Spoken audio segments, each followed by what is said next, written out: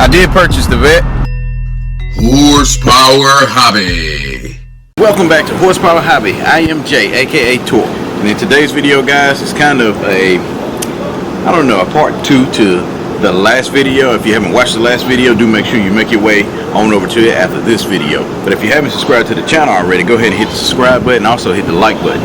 But in the last video, y'all, we showed the Corvette, we showed some footage of it. It was actually running really good.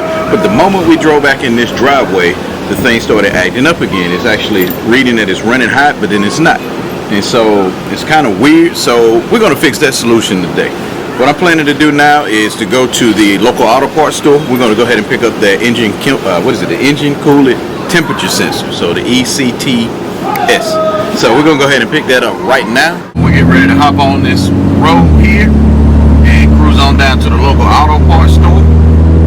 They told me that they had the part in stock. I do hope they have it in when we get there.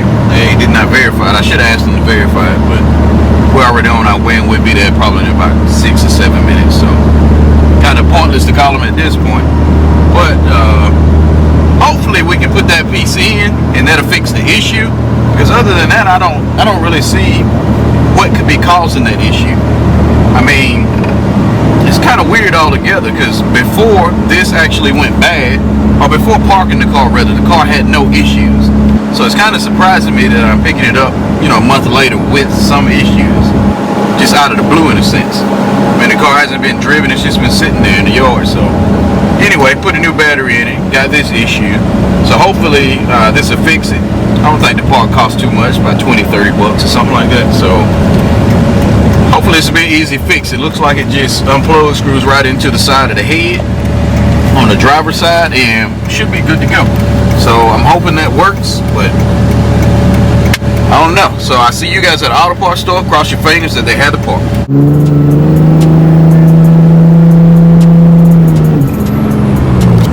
Engine coolant temperature sensor. Okay. For 2000 and the Corvette? Yeah, the Corvette. Righty then. Put it on hold now if I figure out how to get it. That's right. Very good. Okay, let me go grab it, sir. Alright. So going back to get it now. Like I said, fingers crossed that they actually have it on the shelf. But I sure hope they do. Anything else, John? That will be it. Alright, cash or card? It'll be card.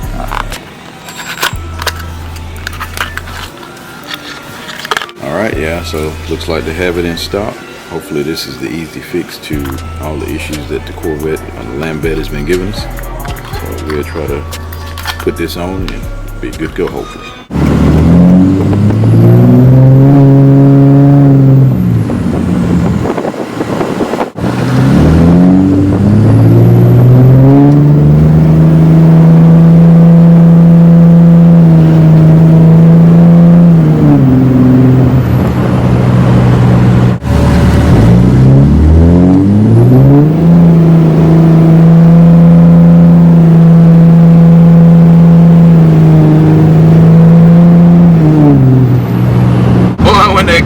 Comes in the boost. Look at him back there, y'all. Woo! So it is indeed another day. Let's go ahead and put this engine coolant temperature sensor on. Only problem is I don't really have the proper tool. This may work. So all I have is I guess a Boston wrench, and I guess it's open in on the other side, but I'm going to try this. It requires possibly a socket to do so. I think it's a 3/4 inch. I don't have a 3/4 inch socket that's deep enough. Went and bought this little cheap toolkit from Wally World, but the only 3/4 it has is not deep enough. Look up here, yeah. So we're going to attempt to, I guess, swap out. This is the new sensor here, coolant temperature sensor. We're going to make an attempt to swap it out using this 3/4 inch wrench. Wish me luck, guys. It seems to be a pretty simple fix. You can see the sensor down there. I don't know if it's picking up in the camera, but it's right down there where my finger is pointing. So I believe I can just remove the boot here off the coil pack, like so, and unplug this sensor. Let's see. Yeah, it seems like it should come right off. Alright, so we got that off. Let's see if we can break this sensor loose, see if we can get enough angle on it with this wrench here.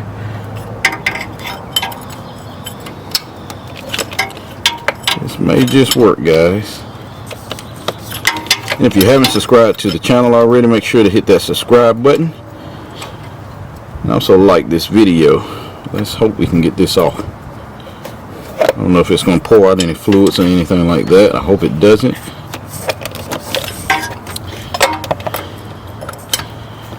Let's see. Can't really get to it, unfortunately. It's in a bad spot.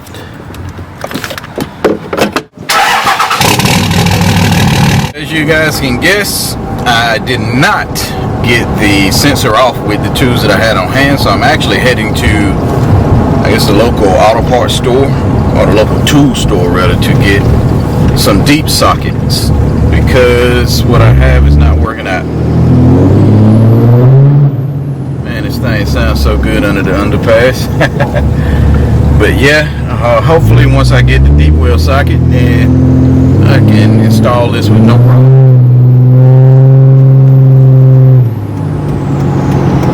That's the goal, to be able to replace this effortlessly, because to be honest, it should have come out pretty easy. It would have if I would have had the right tools. But I hope this fixes the issue. Fingers crossed on it. I hope this really takes care of the issue so that I can be back driving the Lambvette very soon. But if it doesn't, I have something else in mind. And I've actually went ahead and purchased the parts the other day as well. I went ahead and purchased a thermostat and some coolant, because that will be next on the list, I guess. So I may just go ahead and do it all. I'm kind of curious though to see if this actual sensor fixes the problem. And if not, like I said, I'll go ahead and replace the thermostat, go ahead and replace the coolant. I actually bought stuff to do an oil change as well. But we just take it one step at a time first. So let's go ahead and put the sensor on. I guess before we even do that, let's go get the right tool. So let me remove my protective gear. So just come out of the, I guess, the tool store, and see if we can get them out of here. Got some deep well sockets there, as you can see. We're gonna get these on back home, and hopefully we can get this Lambvette back on the road ASAP. You see, got this broken loose, about to pull it out here. A few seconds. It's amazing how quickly it goes when you have the right tools. Let's see here. Got the new one here. Almost got this one out. Shouldn't have too much more. Threads on it wasn't very long. I could actually do the rest by hand there. As you can see, it's got something on it, so it's leaking something maybe. I really do hope this is the problem here and this fixes it. So we're gonna give it a try. Almost have it out here. Nope, not gonna be able to get that by hand. Go at it a little bit more with the wrench here.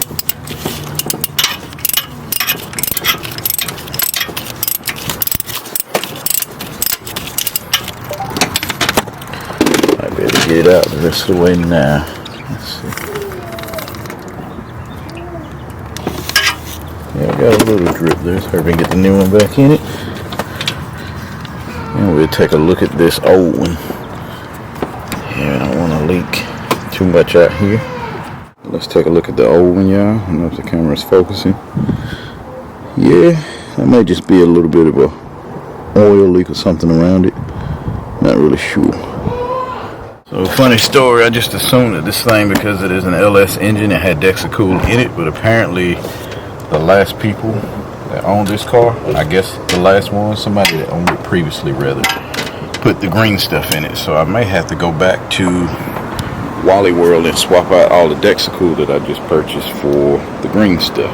Green stuff is a lot cheaper, but don't know. And then again, I could just flush the whole system and just go back with the Dexacool. I really do hope that this sensor fixes everything, but I don't know. I said everything is back reinstalled there. I went ahead and put the boot back on. Of course, plug the sensor in, put the cover back on.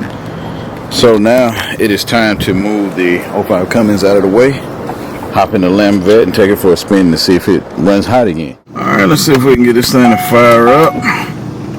Hasn't been started in a little while. Hopefully it goes good. Sounds good so far. I mean, it's not sounding like it's a weak battery. Seems like all the gauges and stuff, lights are working, so let's turn the key. Spoke too soon, yeah. Spoke too soon, so apparently the battery is still dying for some reason. Yeah, dead battery. All that wishful thinking. So something is still killing the battery. Alright, got the Cummins up front, jumping it off, guys. Hopefully this will get it started. Only time will tell, I guess. We're gonna let it run a few more moments. But you know what? Let's just give it a try. It's been on a few moments already. Guess it just needed a little boost, y'all. So now that we got it going, let's see if we can get this thing around the block. So just checking all over just to make sure that sensor is not leaking. Don't see anything. Everything looks to be good there. Just kind of looking around as I pull the car forward. Now I know this spot here is from where I pulled the sensor. But there's a big spot here that was in the front of the car. I was looking at it before I actually pulled the sensor, and I thought it may have been the shadow of, you know, the car just sitting there. But now it's not a shadow. There's definitely something wet. I do remember a couple of videos back when I brought the car to Houston. There was some residue or something on the actual car trailer.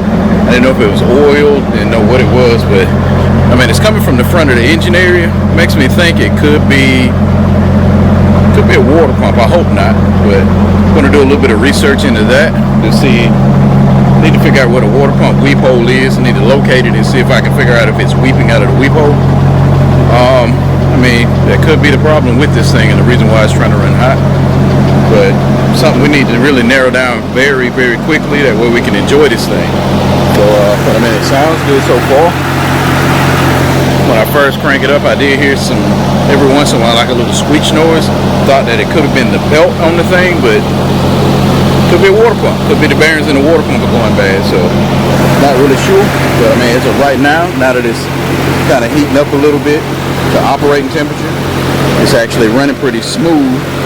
So I don't know. Let's take it around the block and see how it does. Like I said, fingers crossed that there's no issue. I don't know what the leak is, but I don't think it was there before. It could have been, but I don't think it was. So let's get it around the block and just really check it out, y'all. So before I even go anywhere, y'all, like I see there's already an issue. The thing is around 260 degrees just laying there. I don't know if it's something wrong with the actual gauge or what the case is. Let me see if I can reset and go in and look at the actual gauges. Oil pressure looks good, oil temp is good, engine coolant temp, it's got X's by it. I don't know if you can see that. And it's not wanting to focus on it, but it's a bunch of X's by it instead of actually reading the temperature. So I'm not sure what that's about. We could have a faulty sensor. There it is. It may just be a faulty sensor there. Like I said, this is the first time I've seen this. I'm gonna go out on a limb and say I definitely shouldn't drive it like this. Definitely don't want to drive it like this. But I do think we got a faulty sensor from the parts store. Something's definitely not right. Just want to see if I can double check to make sure this sensor is plugged in good. That exhaust manifold is extremely hot too. Just found that out. Yeah, it's got some crud in there. Let me see if I can clean that a little bit. Hopefully we can get a better connection there, and that may take care of the problem. May make it read at least, so that we can get around the block and test this thing out. Okay, the weirdest thing ever, yeah, this thing has like a silicone residue. I thought that was like some kind of grease, like maybe dielectric grease or something, but it's actually like a silicone residue. It's rubbery, and it is on the actual prongs where the sensor needs to make its connections. I'm not sure what's going on there. Starting to unveil some weird stuff with this car. Let's see if we can get this thing cleaned up somehow, see if we can get a good connection. Alright, so I have it cleaned up. Let's see what it reads now when I crank it up.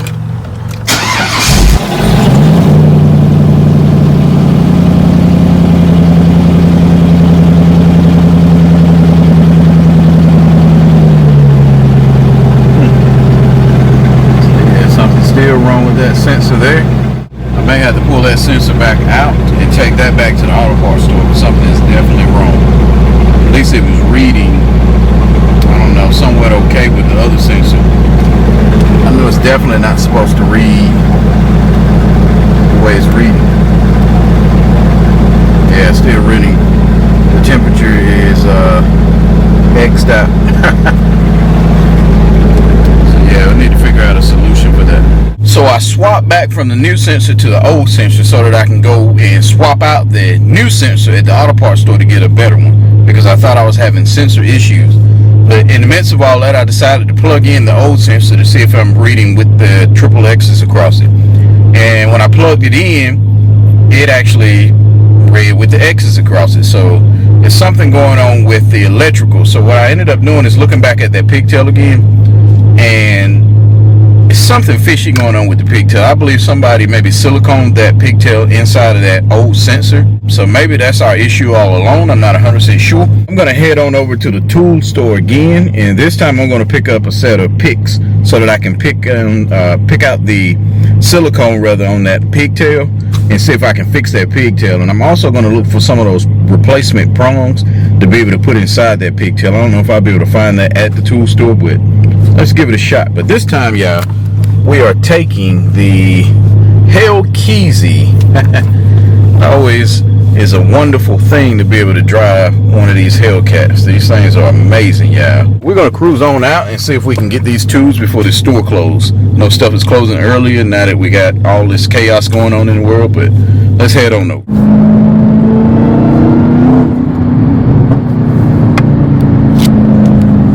Man, this Hellcat sounds good. But I'm almost at the parts store, the tool store rather. Just gonna go in and grab a set of picks, and hopefully I can get in and out. Oh, wheel spin. This thing doesn't like traction, at least not with these tires on it. I just made it back home to the lambvette, got the picks. Also picked up one of these ratchet wrenches so that I can remove the battery terminals easier. Guess I'm gonna have to start disconnecting the battery to I guess not kill the battery in between driving the car. But let's get out and pick these harnesses. I'll pick this harness, pick the two little things within the pigtail, and see if we can get this sensor back working properly, and hopefully we can take this thing for a spin today. Sometime later on this evening. It's already getting late in the day, sun's going down, but hopefully we can at least take it for a ride with the top on, of course, because it's too cool to go with the top down. And I mean, hopefully to have no issues, but only one way to tell. Let's get to picking. So I just want to show you all again what it looks like on the inside. So this thing is just nasty on the inside. It has some silicone and some other stuff on the inside of it. So I'm going to try to pick it clean, and hopefully it'll make a good connection, and we'll be back in business. Alright, so I just finished picking the sensor, or the pigtail, sorry, for the sensor. Got it plugged back in. It feels to be pretty tight.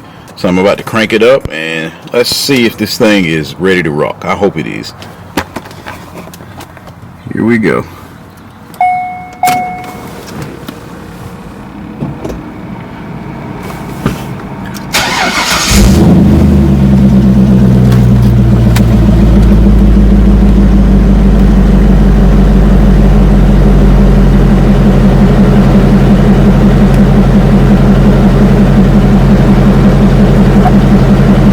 Looking like it, guys. Still reading the same thing. And actually, there it is, reading something normal now. See if we can see. Okay, so now it's saying that it is at 158 degrees, 160. So it is climbing. So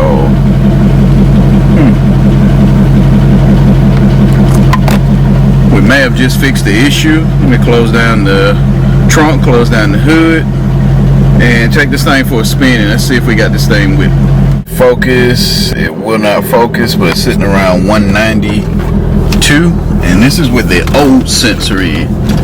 So I figure if it starts to run hot again, I try swapping out that new sensor. Now that we got the harness picked, it may act right with the new sensor. I'm not sure. I mean, so far it seems to be doing okay. Got up to 192, I got to move it, it's down to 190 now. So I want to drive it a little bit and just see. So it's just sitting there at 190, just chilling. I've been driving this car around for about 30 minutes now, and actually this is the furthest I've been in this car since it has been to Houston. but it's currently sitting at about 196. It bounces back and forth between 194 and 196, which is very, very good temperatures for this car. So I'm going to continue just to cruise it a little bit more. I'm trying to push it to its limits just to see if it actually decides to run out. Hopefully it doesn't, and we're back in business. I pull back in the yard. The coolant hand is still at around 196 after a pretty lengthy drive. The reason why the check engine light is on is because the sensor, after we jumped the battery off, rather, the sensor was kind of going haywire because of the pigtail. So I just need to disconnect the negative cable on the actual battery. Lucky for me, I actually bought the right or the proper tool now, so that we can do that without damaging the post that go on the battery. And once we reset that, I think we'll be back in business, yeah. I'm gonna let this thing run for a little while longer just to see if it does anything strange while it's idling after a long drive, rather. See if it can get rid of the heat. These things are kind of weird. I want to say the cooling fans don't come on at all while you're driving, unless you reach a certain speed, I believe is what it was. I want to say that speed is like 50 miles an hour or 60 miles an hour or something like that. Then the fans will come on. It's kind of, it's totally different from a lot of other cars, the way this thing is set up to be able to cool this car down. So for it to sit around 194, 196 for the entire drive, and that's excellent. So I think it can tolerate heats up to like 220. I think some people even get, I think theirs gets up to like 230, and 230 is acceptable for these LS engines. I'm not, listen, it was mind-blowing to me because I'm used to a car getting up around 220, and that means it's running hot.